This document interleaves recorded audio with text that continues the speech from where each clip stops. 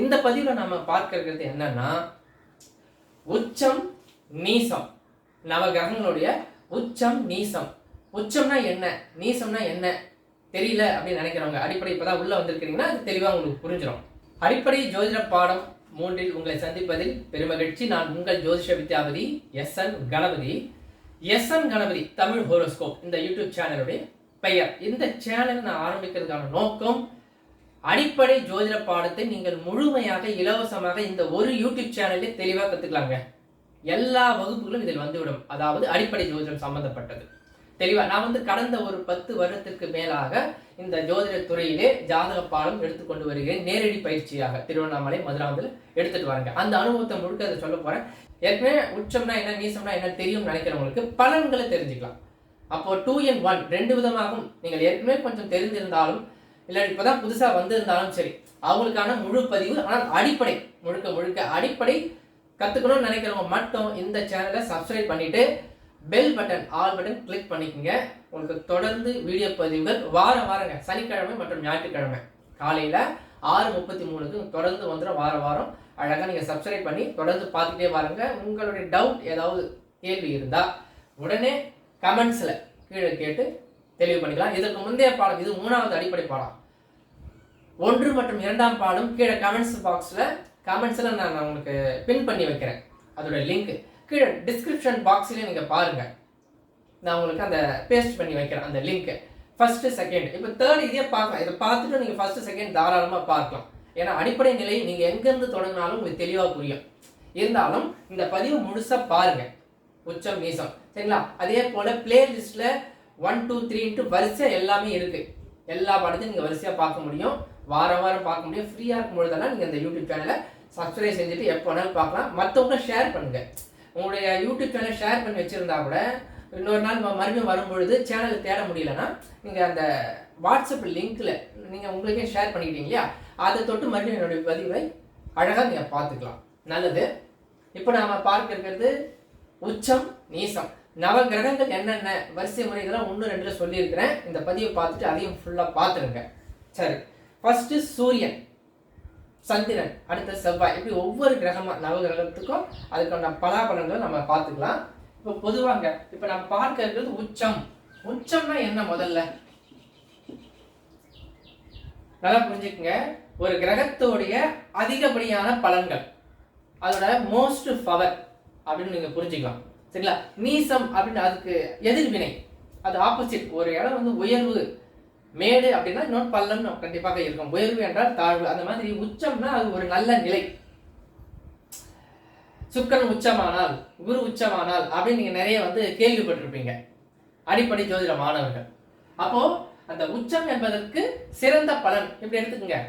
ஆட்சி அப்படின்னா 100% பலன். ஒரு கிரகம் ஆட்சி பெற்றால், ஆட்சி உச்சம் ஏற்கனவே ஆட்சி பத்தி ஏற்கனவே சொல்லியிருக்கிறேன். உச்சம் தான் இதில் ஏற்கனவே 1 2 பாருங்க. இப்போ உச்சம் ஆட்சி சொல்லிட்டுனா அப்போ உச்சம் என்பது ஆட்சிக்கு 100%ங்க. உச்சத்துக்கு அப்படி டபுள் 200% பலம் அப்படின்னு எடுத்துக்கங்க. நீசம் ஒரு 20-30 தான் பலம். ஆனா இதுல ஒரு விஷயம் சொல்லிடுறேன் மறுபடியும்.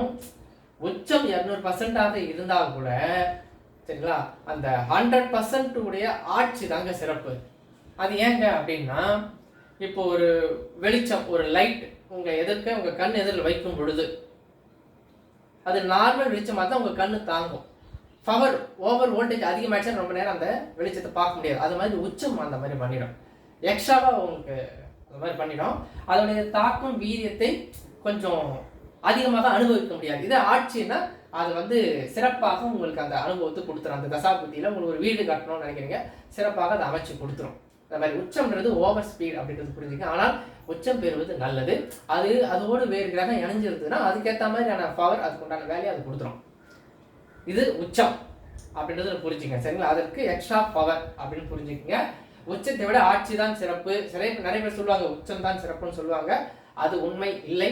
இதை உயர்நிலை வகுப்பு வரும்போது நான் ஜாதக கட்டெல்லாம் போட்டு சொல்லுவேன்.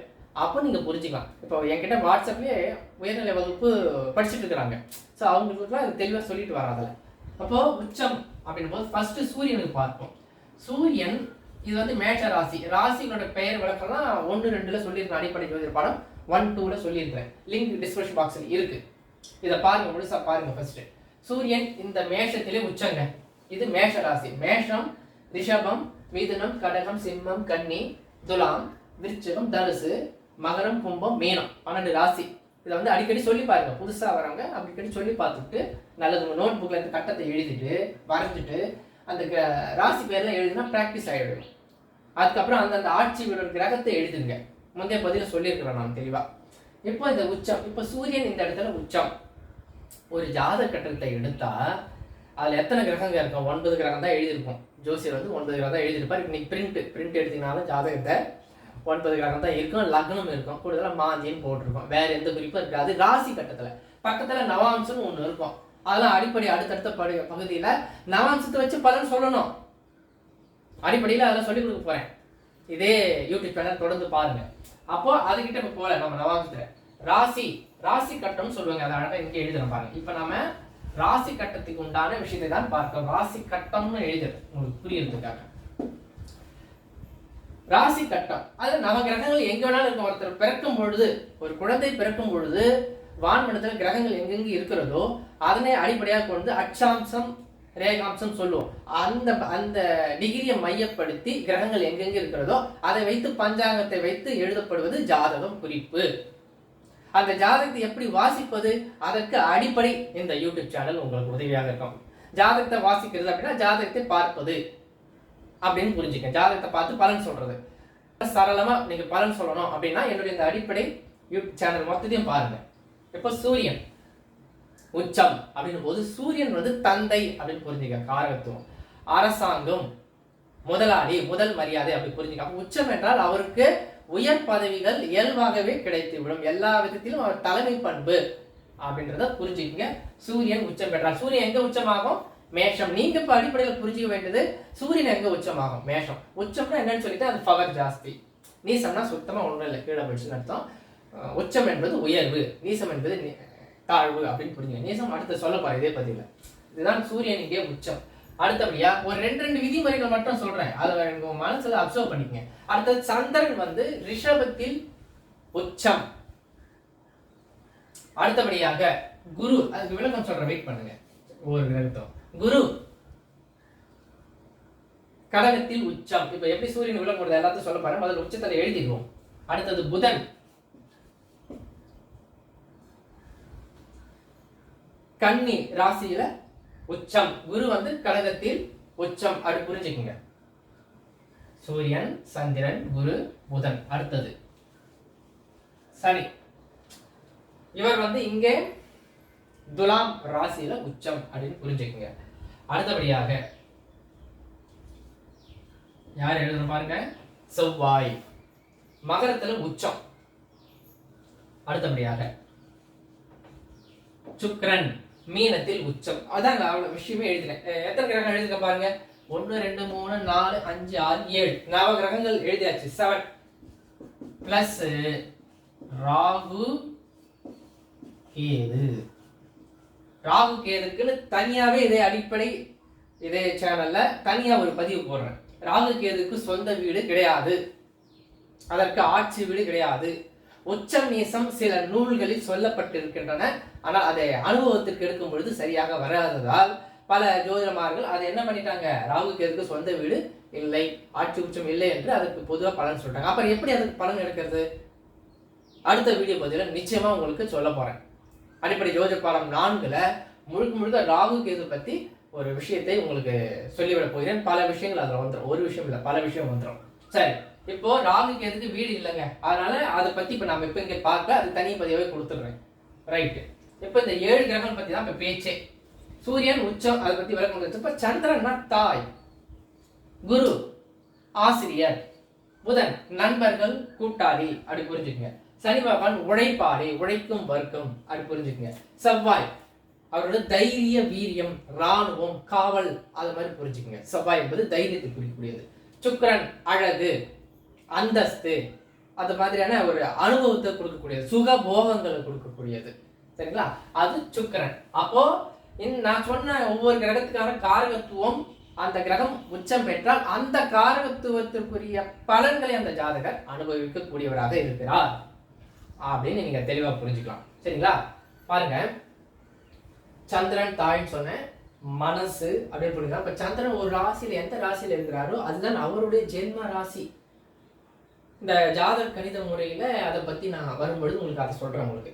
சந்திரன் சரிங்களா? இப்போ இங்க புரிஞ்சிக்க வேண்டியது உச்சம். இப்போ சந்திரன் அது வளர்பெரிய சந்திரனாக இருந்தால், ஏன்னா தேய்பிரை சந்திரன் இருக்குது இல்ல, வளர்பெரிய சந்திரனாக இருக்கிறது விசேஷம். தேய்பிரை சந்திரனாக இருந்தால் விசேஷம் இல்லையா அப்படின்னு இல்லை, அதற்கு கூடுதலா மற்ற சுப கிரகங்கள் பார்வை இணைவு இருக்கும் பட்சத்தில் அதுவும் பாஸ் பண்ணிடும். நீசம் பெற்ற இப்போ நீசம்னா எப்படின்றது வர சொல்லிடுறேன், எந்த இடத்துல நீசம் சொல்லிடுறேன். பதிவை முழுசா கேட்கணும், முழுசா கவனிக்கணும், பார்க்கணும் சரிங்களா? அப்போ சந்திரன்னா மனசுங்க, உடல் காரகர் அப்படி புரிஞ்சுக்குங்க, தாய் அது மாதிரி புரிஞ்சுக்குங்க. அப்ப அந்த செயல்பாடு இருக்கும் பொழுது அவருடைய உடல் ஆரோக்கியம், தேக ஆரோக்கியம், ஒரு சிந்தனை ஆற்றல் எல்லாம் மிக சிறப்பு அப்படின்னு எடுத்துக்கலாம். அடுத்தபடியா குரு உச்சம் அப்படின்னும் பொழுது, குரு எங்க உச்சம் எழுதிக்கிறேன்? கடகத்துல.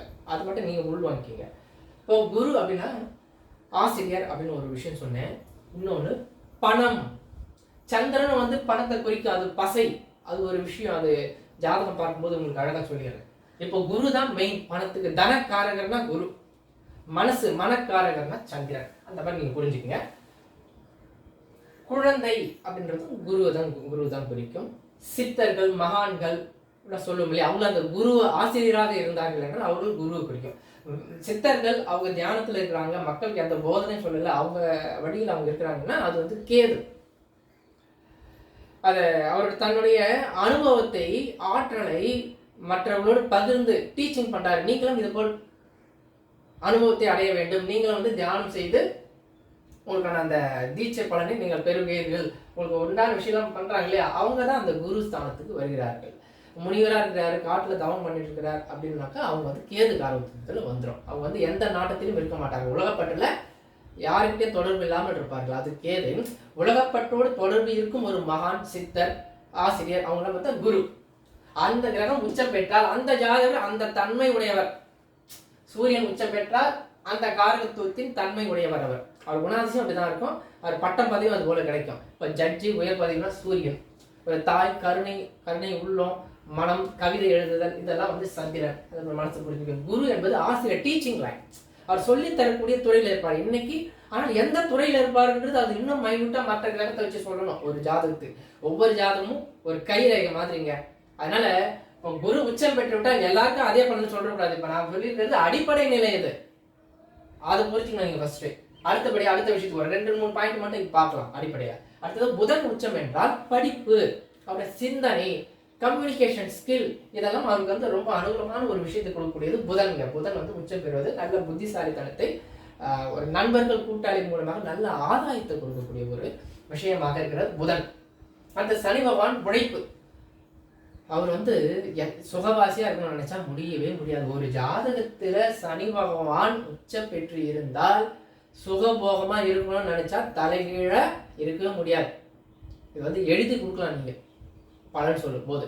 அவர் உழைப்பு தான், உழைப்புக்கேற்ற ஊதியம் கிடைக்குமான்றது வந்து அவருடைய லக்னத்துக்கு 2ஆம் பாவத்தை வச்சு எடுக்கிறது. லக்னம்னா என்ன புதுசா இருக்கு அப்படின்னு நினைக்கிறவங்க அடிப்படையில் இப்பதான் ஃபர்ஸ்ட் செகண்ட் தேர்ட் தான் பாக்குறீங்கன்னா, லக்னம்னா போக நான் புரிய வச்சிடுறாங்க. அதெல்லாம் லக்னம் வந்து ஜாதகரை பற்றி தெரியக்கூடியது.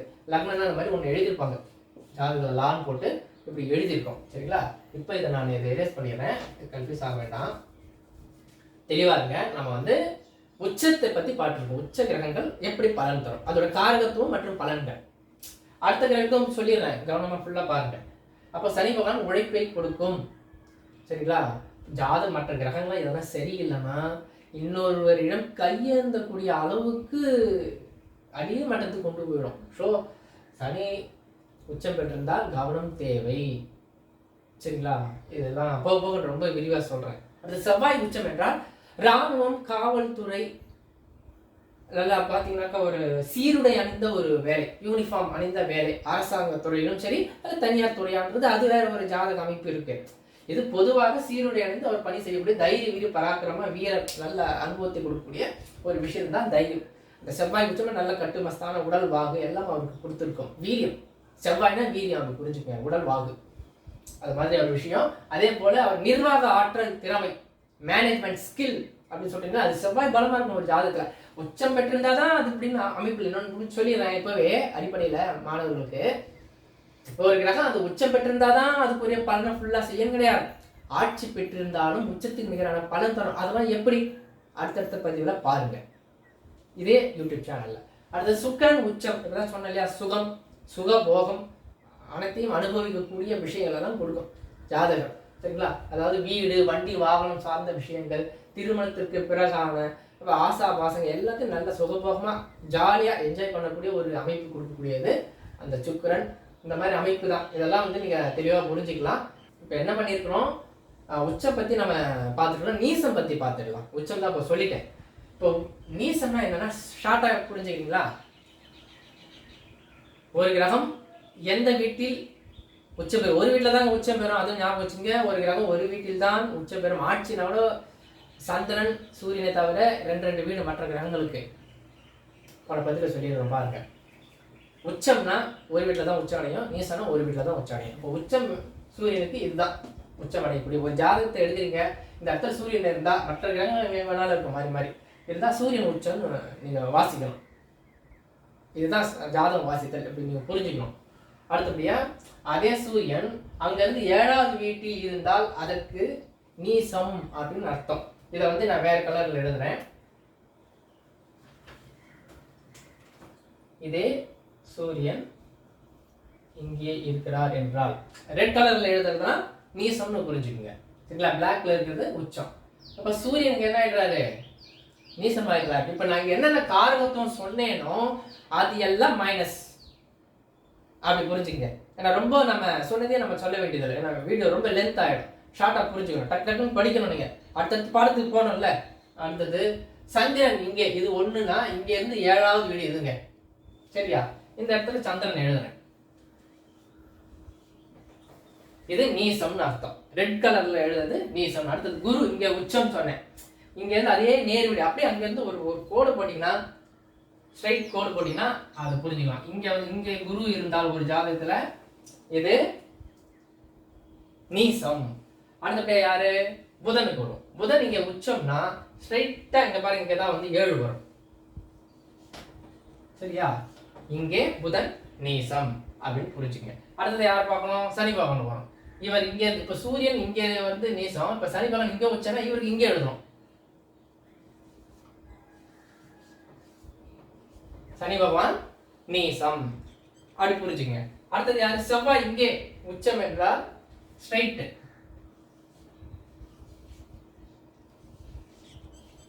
என்ன என்றாங்க, செவ்வாய் கடகத்துல நீசம்.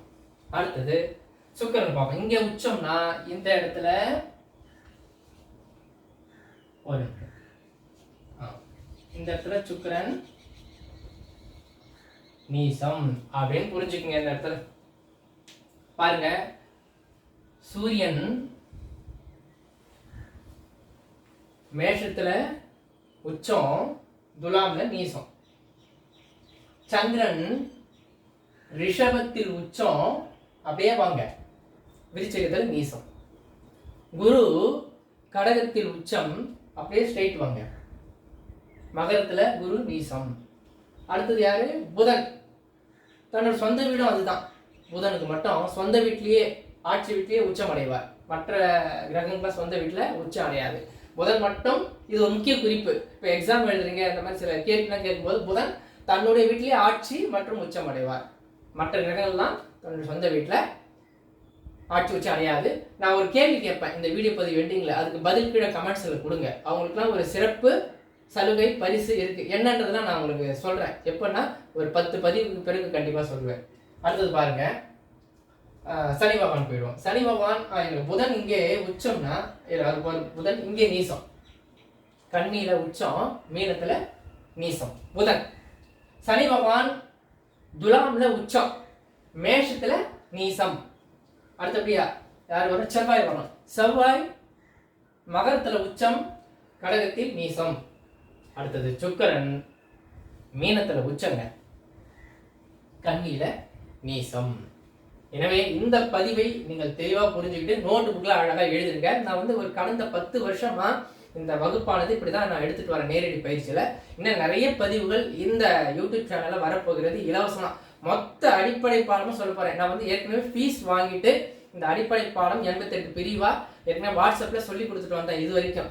இப்போ அதை நான் என்ன முடிவு பண்ணியிருக்கிறேன்னா, ஃப்ரீயா மக்களுக்கும் எல்லாருக்குமே சொல்லணும் அப்படின்னு ஒரு முடிவு பண்ணி இந்த யூடியூப் சேனலை ஒரு நல்ல நோக்கத்துக்காக, ஒரு சிந்தனைக்காக, ஒரு சேவை நோக்கத்தோடு உங்களுக்கு இந்த பதிவை நான் வந்து வழங்குறதுல பெருமைப்படுறேன். தனி சேனலாகவே இதை வழங்கிட்டேன். என்னுடைய முதல் சேனல் இருக்கு, Astro Tamil SN Ganapathi. Astro Tamil SN Ganapathi அப்படின்னு சர்ச் பண்ணீங்கன்னா யூடியூப்ல என்னோட பழைய வீடியோக்கெல்லாம் வரும். என்னோட ஃபேஸ்புக் பார்த்துக்குங்க, அதில் வரும். அதை நீங்கள் கொஞ்சம் ஓரளவுக்கு ஜோதிட ஞானம் உள்ளவர்கள் அந்த வீடியோ பதிவுலாம் பாருங்க. அதில் வந்து நிறைய டிப்ஸ் எல்லாம் கொடுத்துருப்பேன். நேரடியாக வகுப்பு எடுத்ததெல்லாம் வீடியோ போட்டிருக்கிறேன், பழைய வீடியோலாம் போட்டிருக்கோம். அதெல்லாம் போய் பிளேலிஸ்ட்டில் பார்த்தீங்கன்னா கண்டுபிடிச்சி பார்த்துடலாம். சரிங்களா? இது முழுக்க முழுக்க அடிப்படை ஜோதிட பாடலாம். அவங்க மட்டும் சப்ஸ்கிரைப் பண்ணிக்கோங்க. Bell button all button click பண்ணிட்டு தொடர்ந்து இந்த சேனலை பார்க்குறவங்க மட்டும் சப்ஸ்கிரைப் பண்ணிக்கங்க. தான் நான் சொல்லக்கூடிய ஒரு வேண்டுகோள். சரிங்களா? சப்ஸ்கிரைப் செய்து கொண்டு தொடர்ந்து பாருங்கள். அடுத்த பதிவில் இன்னும் பல விஷயங்களை உங்களுக்கு நான் சொல்லித்தர இருக்கிறேன். இப்போ உங்களை ஒரு கேள்வி கேட்கிறேன்னு சொல்லியிருந்தேன் இல்லையா? என்ன கேள்வின்னா, எந்த கிரகம் தன்னுடைய சொந்த வீட்டில் ஆட்சி உச்சம் பெறும்? இதற்கான பதிலை அழகாக எழுதுங்க. எந்த கிரகம் கேள்வி எழுதுறது நல்லது, இல்லை நான் பதில் மட்டும் எழுதினாலும் சரி. இப்போ நான் கேட்ட கேள்விக்கான பதிலை கீழே கமெண்ட்ஸில் அழகாக எழுதுங்க. சரிங்களா? அடுத்த பதிவில் உங்களுக்கு ஒரு சுவாரஸ்யமான ஒரு விஷயம் சொல்ல போகிறேங்க. என்னன்னா, உங்கள் ஜாதக அடிப்படையில் உங்களுக்கு ஜாதகம் வருமா வராதா, எந்த அளவுக்கு வரும் என்பதை அடுத்த பதிவில் சொல்ல இருக்கிறேன். இந்த பதிவை முழுமையாக பார்த்தவங்க பார்த்து முடித்த பிறகு அந்த பதிவையும் பாருங்கள். அடுத்த பதிவில் உங்களுக்கு ஜாதகம் வருமா வராதா, ஜாதகத்தை படித்து அதையே ஒரு தொழிலாக ஃபியூச்சரில் உங்களால் வருமானத்தை பார்க்க முடியுமா, ஒரு அலுவலகம் வைத்து ஜோதிடர் ஆக முடியுமா, ஜோதிடம் சொல்ல முடியுமா என்பதை பற்றி தெளிவாக சொல்ல இருக்கிறேன். நான் சொல்லக்கூடிய அந்த வீடியோ பதிவில் நான் சொல்லக்கூடிய அந்த விதிமுறைகளை பயன்படுத்தி கொண்டு நீங்கள் உங்கள் ஜாதகத்தை நீங்களே பார்த்துக்கலாம். உங்கள் ஜாதக கட்டத்தை எடுத்துக்கோங்க. நான் ஒரு எளிமையான விதிமுறை, அது நிறைய விதிமுறை இருக்குது ஜோதிடத்திற்கு. நீங்கள் அடிப்படை நிலையில் இருக்கிறீங்கனால, இது அடிப்படை சேனல் அல்லவா, அந்த நிலையில் இருக்கிறனால அந்த அடிப்படை நிலைக்கு 2-3 பாயிண்ட்ஸ் தானே, அதுவே முத்தான பாயிண்ட்ஸ், முதுநிலைக்கு நிகரான ஒரு பாயிண்ட்ஸ். ஓகேங்களா? அடிப்படை தானே ஏதோ சாதாரணமாக சொல்கிறோன்னு நினச்சிக்காதீங்க. அதை வைத்து தெளிவாக 100% நீங்கள் ஜோதிடர் ஆக முடியும், எதிர்காலத்தில் ஜோதிடம் ரீதியாக வருமானம் உண்டு என்பதை தெளிவாக நான் சொல்ல இருக்கிறேன். அடுத்த அடிப்படை ஜோதிட பாடம் 4 பாருங்கள்.